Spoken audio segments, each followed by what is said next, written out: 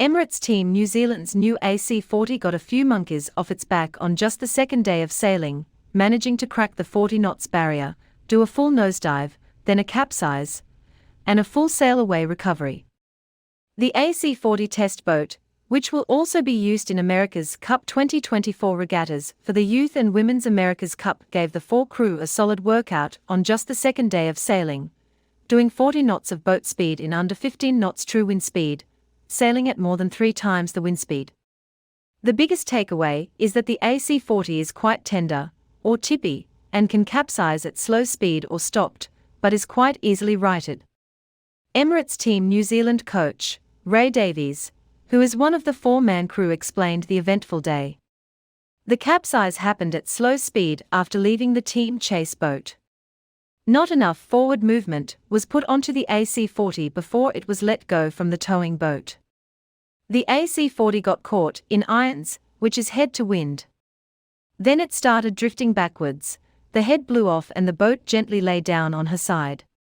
Crew member Nathan Outridge, who was to leeward, scampered out of his cockpit and went to the bow along the foot of the jib. He attached a line from the chase boat and with a gentle tug on her bow, pulling to windward, she righted easily. In his interview, Ray Davies explains that the crew checked below decks, and a bucket was passed down, but came back up empty. Crewing today were Nathan Outridge and Sam Meach on the helm, Ray Davies trimming, and Nick Burridge on semi-automated flight control. It was the second day of sailing for the rookie crew, all of whom had their first experience of foiling monohull sailing the day before. The recon team reported that the AC40 seems to start to lift at just over 10 knots boat speed, at an estimated true wind angle of 70 degrees. Estimated speed to be fully foiling is 13.5 knots of boat speed. The AC40 did 14 tacks and 16 jibes in the 5.5-hour session. This is the weekly Sailing World on Water for September 30, 2022. It features global highlights of the sport, which have been released in the last 7 days. In the closest ever finish to a SailGP event, Quentin Delapierre led the France SailGP team to a stunning victory by just 3 seconds over Jimmy Spithill's US team to claim the team's first event win in SailGP. The event win in Andalusia Cadiz sees the French team rocket into the all-important top 3 of the championship standings after 6 events of Season 3. The resurgence of Spithill's team continued, as it made a second straight final, and couldn't have been closer to a second straight event win. Tom Slingsby's team struggled in the final to finish a distant third, but it was an improved weekend from the Australians, who had missed the last 2 event finals. The team has also stretched its lead over New Zealand in the season standings to 4 points. On an eye-catching but heartbreaking day for the Canadian team, Phil Robertson won both of the day's races. But it wasn't enough to overcome a poor day 1 effort, and the newcomers missed the final by 1 point. But it was Delapierre who thrilled the crowds with a masterful final performance, as light winds saw just 4 athletes on board the F50, with the driver joined by Kevin Peppernet, Mathieu Van Dame and Manon Audinet. Delapierre said, "This feels really, really good. It's a very special day for the French team. We have come back from so far in the field to the top. I mean, last season, we were last in Cadiz, and I think the team pushed really hard since the beginning of this season to keep the learning curve increasing, so we are really happy." Strategist and grinder for the final race Audinet said, "It's just so awesome, what a crazy feeling to win this event all together. I'm just so happy. I think Quentin likes a challenge, and the last race was definitely a challenge, and he was able to pull it all together and get us ready, and he was just pushing us to be at our best." Back-to-back strong performances from Spithill sees his team back in contention for a second straight season grand final appearance. Spithill said, "The team was under real pressure going into the last 2 events, but we have stuck together, and it's given us a lot of belief and a lot of confidence. Our coach Philippe has been spending a lot of long hours with the team collectively and individually, and we've got to keep this going. It's a great result for the team to get a big points spread like that, and we're going to try and carry that through to Dubai." I'm really impressed with how the team is coming together. Tens of thousands of people packed the shoreline for a second straight day in Cadiz, but the home team Spain, driven by Jordi Zama, failed to recreate its solid day one effort and finished the event in 7th place. For the fourth regatta of the 2022 52 Super Series, the world's leading Grand Prix Regatta Series returns to Italy for the first time since 2019, this time going back to the Marina di Scarlino in beautiful Tuscany. A long-awaited return to Tuscany in beautiful Italy for the 52 Super Series fourth regatta of the season, and this is the Royal Cup 52 Super Series Scarlino. Top of the table, it's very slim lead for Phoenix, but there's big changes on board the platoon as Vasco Viscotto returns as tactician.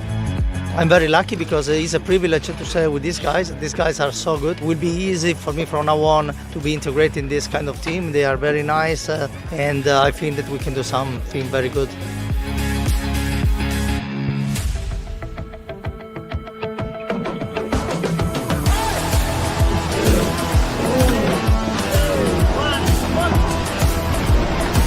It's the first day of the Royal Cup in Scarlino. Two good races, 20 knots of breeze in the first race. The second race finishing with very light breezes and a big wind shift. But it's Quantum Racing who come out on top after the first day by virtue of 2 second places. Vayu win the first race and the second race is won by Sled. Vayu get a nice start at the top end of the first beat.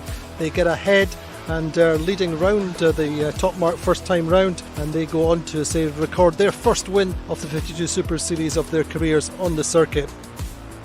Second race, Sled get through Quantum at the top mark and lead through with a big shift on the final downwind, and it's a big win for Sled, but Quantum is 2 second places lead the regatta. Anytime you can come off the water and score that well, we'll be happy with that. And it was very interesting. Lots of different changing conditions that we had to work through. The team did a great job. Interesting day. It was all on that second race especially. It was breeze shifting around and rain squall that went through and turned the thing inside out. But fortunately, we were at the front of the fleet when that happened and managed to hang on. I felt really good. It felt good to finally get a win. It feels like we're moving forward, especially getting a win in the breeze. Yeah, we haven't really been that quick in the breeze before, but today it was going well. After 2 races, Quantum Racing with 2 second places are on 4 points. Sled are second with a first and a fifth for 6 points, and third are Phoenix, third and a fourth for the day for 7 points. 2 good races here in Scarlino, the opening day of the Royal Cup. Quantum Racing on top by virtue of 2 second places. Race wins for Vayu and for Sled.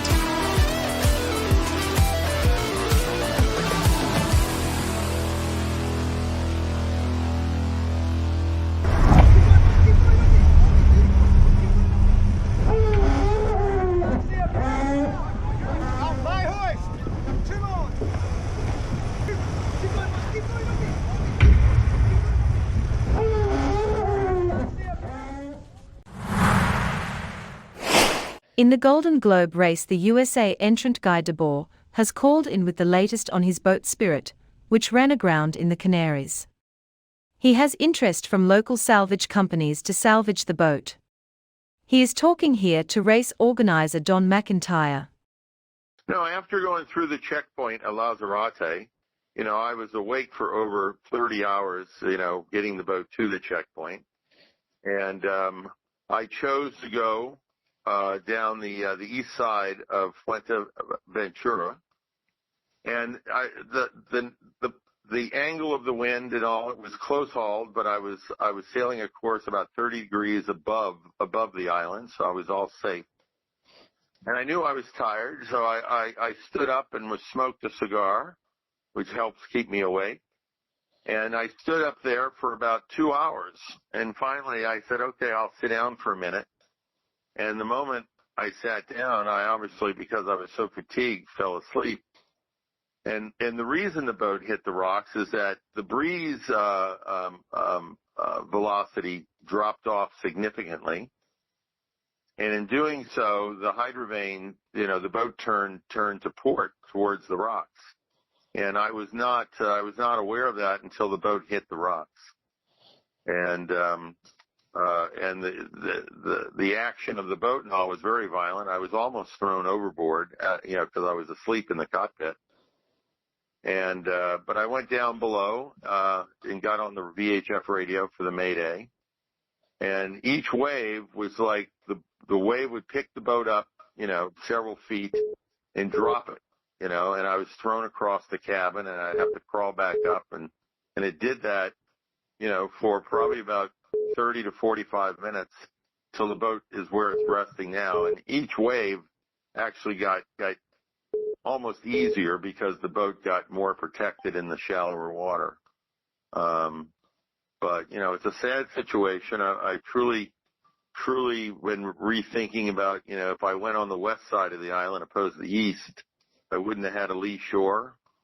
So it was a bad decision by the skipper, who was me, and I'm paying the penalty for it today. Yeah, it's an excellent classic. Hey, listen, can you update us on what's happening with the salvage efforts at the moment? There are two companies, one in Gran Canaria, who is putting together a plan supposedly to float it with float bags, and there is a local company here that is already on the beach as we speak. So I just saw a video of the boat that they shot, and they're contacting the authorities to see if they have permission to bring the cranes down to the beach. So one of these companies, hopefully later today, can put a proposal to me. I've contacted and have hired a local attorney to review the documents to make sure that, I retain ownership of the boat. It's not like a salvage that I'm going to pay to have them take it off, but they own the boat. And then if everything proceeds to move forward the way I expect it to in the next few days, the boat will be in a boat yard where I can evaluate it and repair her. Yeah, that's great. Okay, good luck with all that, and thanks for the update. It's quite handy to, I know there's a lot of people interested, and we wish you all the success, Guy, to get it off in one piece. And I know you're trying to have the least environmental impact and all the rest of it. And it seems the locals are looking after the boat. The boat has not caused any environmental impact. The diesel fuel was evacuated from the boat the very next day. There's no damage to a reef. It's lava rocks. There's nothing there except slime on the rocks. Yeah. Because, these rocks go wet and dry, depending on the tides. Yeah. So there's no damage, which I'm very happy about, obviously. And the locals have been keeping an eye on the boat for you, which is really cool. Yeah, that too. So. Yeah. Yep. All right. That's great. Thanks for the update, Guy, and we'll keep up with it. And good luck, eh? All right. Yep. Thank you, sir. Thanks, mate. At the Annapolis Yacht Club last Friday, 8 clubs with teams of 6 lined up for match racing, 3-on-3 team racing, and 2-on-2 team racing. It's fast, furious and decidedly fun. And on day 1, there was breeze on. Dobbs Davis reports. Hi, I'm Dobbs Davis for T2P TV. We're in day 1 of the 3-2-1 regatta here at Annapolis Yacht Club. This is an amazing event. It's match racing, it's team racing, it's 8 teams from around the U.S., elite teams, each with 6 team members, and it's going to be an exciting day. We have fall conditions here in the very first day of the fall with 10 to 15 knots of wind, so we're looking forward to a great day. Here we are in match 1. J105's match racing coming in from the right side into the pre-start box is an Ida Lewis Yacht Club.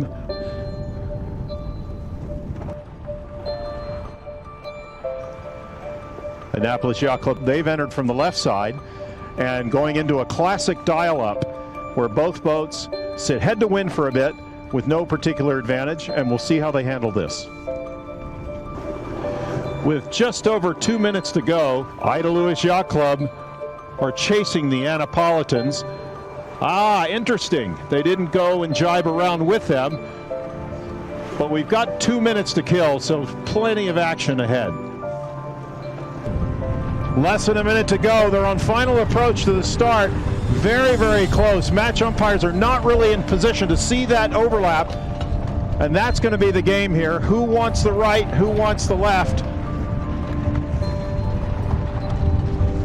Very nicely played by the yellow team.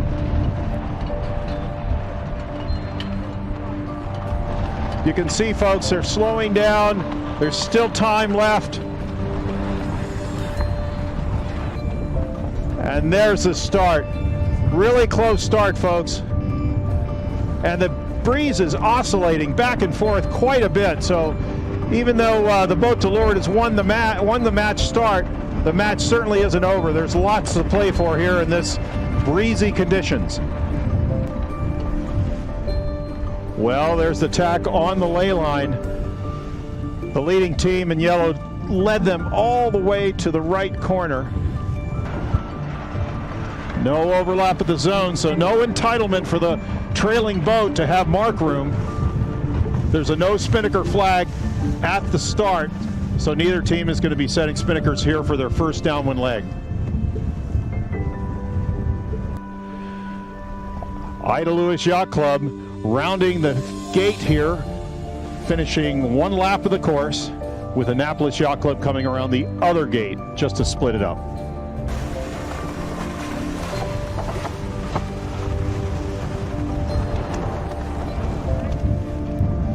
AYC made some gains on the left side of the second beat and had to duck the Ida Lewis team here close to the top of the second weather leg. AYC back in the lead here at the top of the second leg. But it's close. Let's see if Ida Lewis can tuck inside.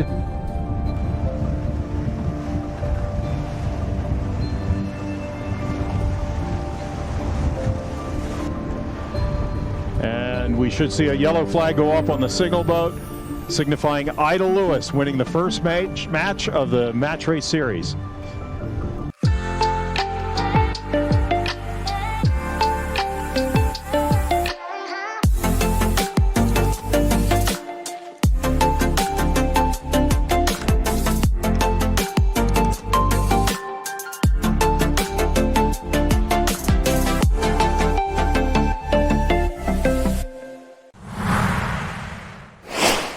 These are the amazing foiling women who are on Lake Garda hitting out during Foiling Week 2022.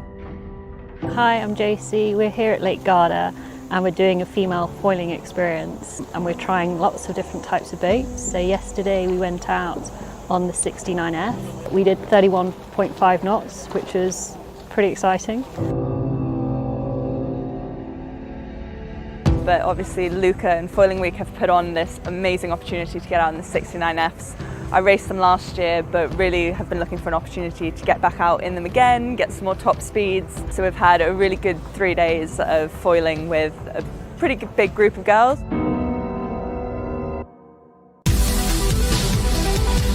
To be here in Foiling Week, that's my first time and I definitely hope I'm going to be back next year. The atmosphere is amazing, everyone is really friendly and it's been so cool to experience this event and all the different foiling craft here, and it's been so cool to just meet with new people and connect with everybody over foiling, and lots of smiles and very fortunate to be here. It's also been really cool to see so many female sailors being involved here, not just in racing, but also designing some of the sumots and just getting involved all across the board. And it's super important because we want more females to get involved in our sport and we want equal representation, which is where the sport is going. Epic week so far. We've had 2 pretty full-on days of racing, perfect Garda conditions, so yeah, really happy with how the racing's going. It's been super fun, the ETF fleet, and really cool to see so many people involved here this week. We are certainly interested in pushing for more female participation in sailing and in foiling in particular.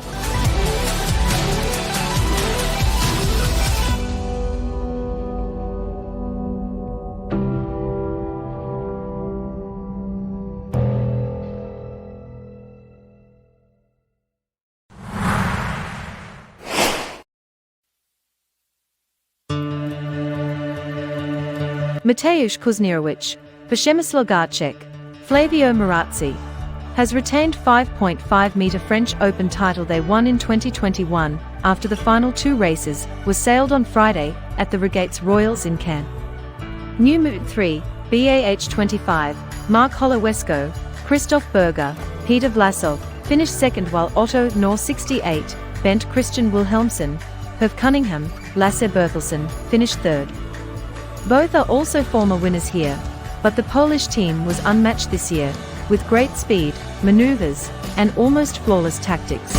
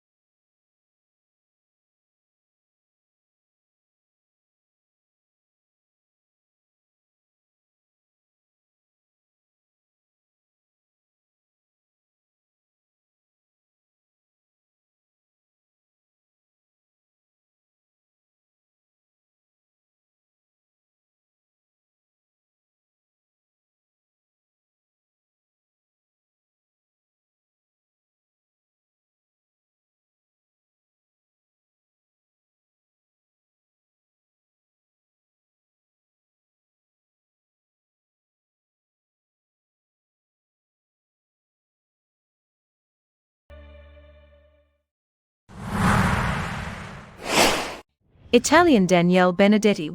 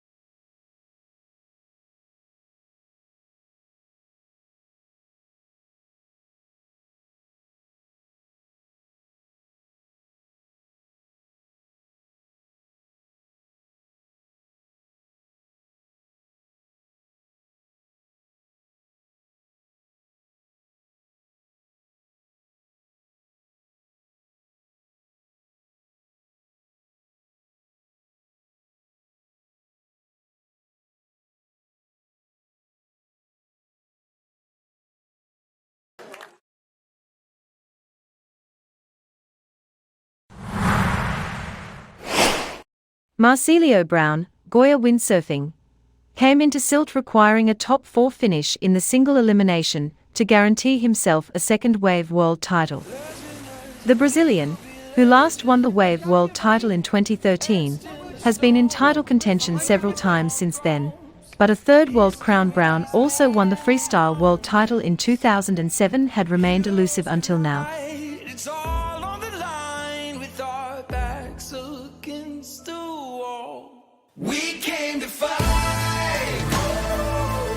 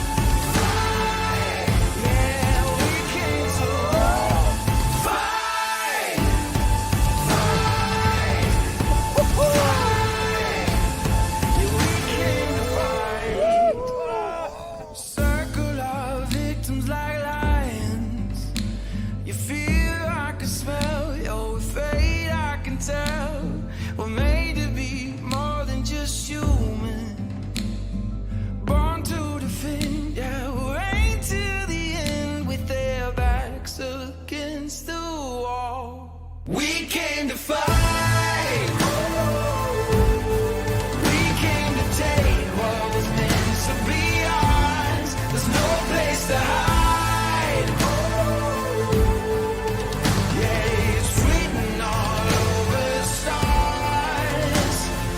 Nothing will stop us against all the odds, but just like we promised, we came to fight, fight, fight.